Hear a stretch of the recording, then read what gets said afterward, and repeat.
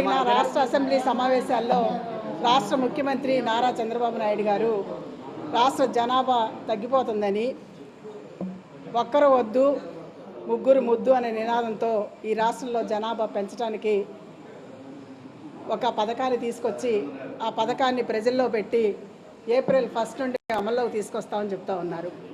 దానికి సంబంధించి పుట్టిన 2వ కాన్పు దగ్గర నుండి 3వ కాన్పు వరకు పుట్టిన ప్రతి బిడ్డకి 25,000 రూపాయలు ఇస్తామని చెప్పి వాళ్ళకి కావాల్సిన విద్య వైద్యం అందిస్తామని చెప్తా ఉన్నారు.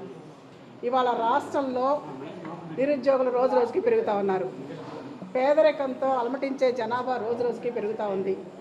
ఇప్పటికే రాష్ట్రంలో దారిద్ర్య రేఖకు దిగువగా 70% మంది ప్రజలు ఉన్నారనే విషయం స్పష్టంగా కనిపిస్తూ ఉంది. దారిద్ర్య రేఖ దిగువగా ఉన్నారంటానికి నిదర్శనం ఈ రాష్ట్రంలో ఉన్న రేషన్ కార్డులు. దాంతోపాటు ఇవాళ రాష్ట్రంలో 8 లక్షలకు పైగా డ్వాక్రా గ్రూపుల్లో మహిళలు ఉన్నారు. దాదాపు 1 కోటి మంది మహిళలు, రాష్ట్ర జనాభా 5,30,00,000 ఉంటే 1 కోటి మందికి పైగా మహిళలు ఇవాళ పేదరికంతో ఉన్నారనే విషయం డ్వాక్రా గ్రూపుల ద్వారానే తెలుస్తూ ఉంది.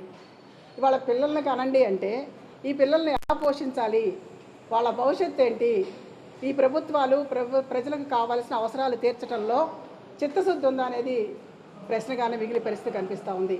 ఇవాళ రాష్ట్ర వ్యాప్తంగా అందరూ కూడా మహిళలు ముఖ్యంగా పిల్లలకనే యంత్రాలుగా మారిపోయే పరిస్థితి చంద్రబాబు నాయుడు ప్రభుత్వం తీసుకొస్తుందని చెప్పేది ఆందోళన ఉన్నారు. దానికి తోడు ఇవాళ ఆర్థిక వనరులు సమకూర్చడంలో ప్రభుత్వ వైఫల్యాలు కనిపిస్తున్న విషయం స్పష్టంగా కనిపిస్తూ ఉంది. దీనికి తోడు ఇవాళ పిల్లలకి కావాల్సిన మౌలిక సదుపాయాలు, పౌష్టికాహార లోపం ఇప్పటికే భారతదేశ జనాభా దాదాపు 1,47,000 కోట్లకు పైగా దాటిపోయిందని చెప్తూ ఉంటే, ప్రపంచంలోనే భారతదేశ జనాభా అగ్రస్థానంలో ఉంటే ఇవాళ పిల్లల్ని పెంచండి, కనండి అనే మాట ఇవాళ మౌలిక సదుపాయాల రూపకల్పనలో ప్రభుత్వాలు వాళ్ళకి కావాల్సిన నీరు కానీ, ఉద్యోగాలు కానీ, ఇళ్ళు కానీ ఇలాంటి సమకూర్చడంలో సమంజసంగా అందజేయటంలో వీళ్ళకి చిత్తశుద్ధి ఉందా అని చెప్పేసి మహిళా సంఘాలుగా మేము ప్రశ్నించదలుచుకున్నాం. అంతేకాదు ఇవాళ ఆలోచన రహితంగా కేవలం ఈ రాష్ట్ర భవిష్యత్తును దృష్టిలో పెట్టుకోకుండా ఆ రాష్ట్రాన్ని ఇప్పటికే అప్పుల పాలు చేసిన చంద్రబాబు నాయుడు గారు దీని ద్వారా దీనికి సంబంధించి పథకానికి సంబంధించి ఎలా తీసుకొస్తారు నిధులు అనేది కూడా ప్రశ్నగానే మిగిలిపోయింది. ఇప్పటికే రాష్ట్రంలో మొన్న పెట్టిన బడ్జెట్లో 3,32,000 కోట్ల రూపాయలు 2,75,000 రూపాయలు రెవెన్యూ చూపించి 75 లక్షల రూపాయలు లోటు బడ్జెట్గా చూపించారు. మరి ఈ పథకాన్ని తీసుకొస్తే ఈ డబ్బులు ఎక్కడి నుంచి తీసుకొస్తారు? ఇంకా ప్రజల మీద భారాలు వేస్తారా? లేదా పిల్లలకు అనమంటున్నారు, పిల్లలకు వెళ్ళిన తర్వాత వాళ్ళకి ఉద్యోగాలు ఎక్కడి నుంచి తెచ్చిస్తారు? ఇవాళ మా పిల్లలకు అంత తర్వాత వాళ్ళ భవిష్యత్తు వచ్చినప్పటికీ వాళ్ళు బడ్జెట్ కొట్లు పెట్టుకోనో లేకపోతే రిక్షా కార్మికులు గానో లేకపోతే ఆటో డ్రైవర్లు గానో మిగిలిపోయే పరిస్థితి ఇది రాదా అని చెప్పేసి మేము అడగదలుచుకున్నాం.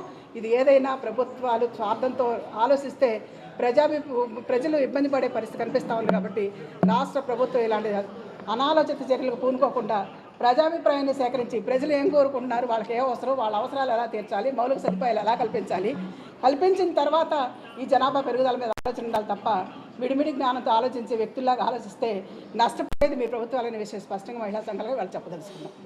ఈ మధ్య కాలంలో రాష్ట్ర ప్రభుత్వం చేసినటువంటి అనేక ప్రకటనల్లో అత్యంత బాధ్యతారాహిత్యమైన ప్రకటన ఏదన్నా ఉంది అంటే ఈ ప్రకటనే, ఒకరు వద్దు ముగ్గురు ముద్దు అనేటువంటి ప్రకటన.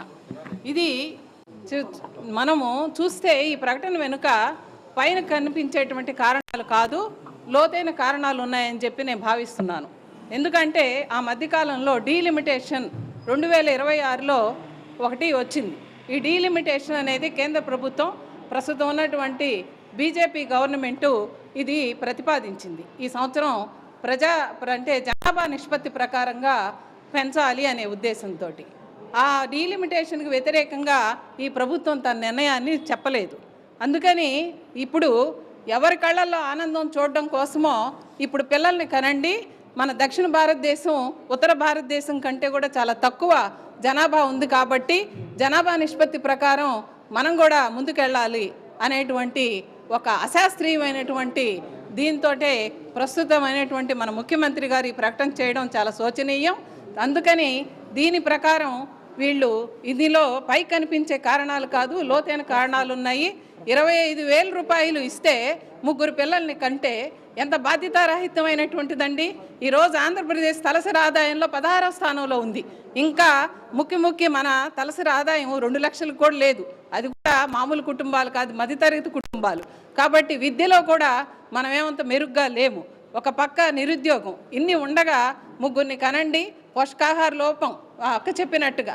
సో దీన్ని ఖచ్చితంగా మహిళా సంఘాలే కాదు, మేధావులు, సభ్య సమాజం దీన్ని వ్యతిరేకిస్తుంది.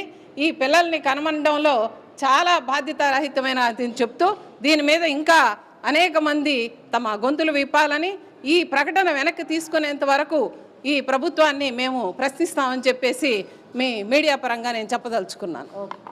ముగ్గురు పిల్లల్ని కనండి, జనాభా తగ్గుతుందని చంద్రబాబు నాయుడు గారు కూటమి ప్రభుత్వం ఏదైతే చెప్తుందో దాని వెనకాల ఒక మహిళల వరకే కాదు, ఇది సామాజికమైన అంశం. ఇది పిల్లల్ని కనడం అంటే ఒక మహిళలకు సంబంధించింది, మహిళా సంఘాలకి సంబంధించిన విషయం మాత్రమే కాదు, ప్రజలందరూ కూడా ఆలోచించాల్సిన విషయం.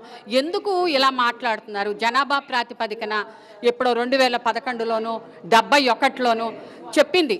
అప్పుడు చిన్న కుటుంబం, చింతలేని కుటుంబం అని అప్పుడు ఆ ప్రభుత్వాలు చెప్పినాయి. ఒక్కరు ముద్దు లేకపోతే ఇద్దరు ముగ్గురు వద్దన్న నినాదాలతో కొనసాగినప్పుడు దక్షిణాది రాష్ట్రాలు దాన్ని పాటించి ప్రభుత్వాలు జనాభా సమాజ అభివృద్ధికి దక్షిణాది రాష్ట్రాలు పాటుపడినాయి. కానీ ఉత్తరాది రాష్ట్రాలు జనాభాని పెంచి పోషించినాయి. ఇప్పుడు చంద్రబాబు నాయుడు గారు ఆ ప్రకటన ఇవ్వడం అంటే, కనండి అంటే మహిళల శరీరాలు పిల్లల్ని కనడానికే ఉన్నాయా? ఎవరికి లాభం అది? మీ ఎంపీ సీట్ల కోసము, మీ వ్యూహాల కోసము, మీ ఓట్ల కోసము, పార్లమెంట్లో మీ సీట్లు పెంపు కోసము మహిళల్ని పిల్లల్ని కనమంటున్నారా మీరు అని మేము ప్రశ్నిస్తున్నాం. 25,000 రూపాయలు అది సరిపోతుందా? 25,000 రూపాయలు ఇంటర్ వరకు ఉచితంగా విద్య ఇస్తా ఉన్నాం అంటున్నారు. మరి అది సరిపోతుందా? ఇవన్నీ ఆలోచించాలి, ప్రజలందరూ ఆలోచించాలి. ఇది మహిళల బాధ్యతే కాదు, ఇది సామాజికమైన విషయం. ప్రజలందరూ ఆలోచించాలి, దీన్ని వెనక్కి తీసుకోవాలని చెప్పి ఈ ప్రకటనని మహిళల శరీరాలు యంత్రాలు కావని తెలియజేస్తూ, మీ జనాభా ప్రాతిపదిక డీలిమిటేషన్ కోసము ఇది పాతది మీరు ఇచ్చేసుకోండి, పాతది 71ది తీసుకోండి, 2011 కాదు, జనాభా ప్రాతిపదిక తీసుకుని ఉత్తరాది రాష్ట్రాలకి దక్షిణాది రాష్ట్రాలకి ఎట్లా చేయాలో సెంట్రల్ గవర్నమెంట్ కానీ స్టేట్ గవర్నమెంట్ కానీ ఆలోచించండి. కానీ సెంట్రల్ గవర్నమెంట్ మాయలో పడి చంద్రబాబు నాయుడు గారు ఇలా మాట్లాడడం అనుచిత వ్యాఖ్యలను మేము ఖండిస్తున్నాం. ఇలా మాట్లాడకూడదు. మీరు అసలు ఇప్పుడు రాష్ట్రం ఎంత ఆర్థికంగా ఎలా ఉందో కూడా మన అందరికీ తెలుసు. ఇప్పుడు ఉన్న వాళ్ళకే ఒక విద్య లేదు, ఆరోగ్యం లేదు, ఏమీ లేదు, నిత్యావసర ధరలు పెరుగుతున్నాయి, ఇంకోళ్ళకి అనమంటున్నారు. దీన్ని మేము ఖండిస్తున్నాం. ప్రకటన వెనక్కి తీసుకోవాలని చెప్పి మేము మహిళా సంఘాలుగా, ఐక్య మహిళా సంఘాలుగా డిమాండ్ చేస్తాం.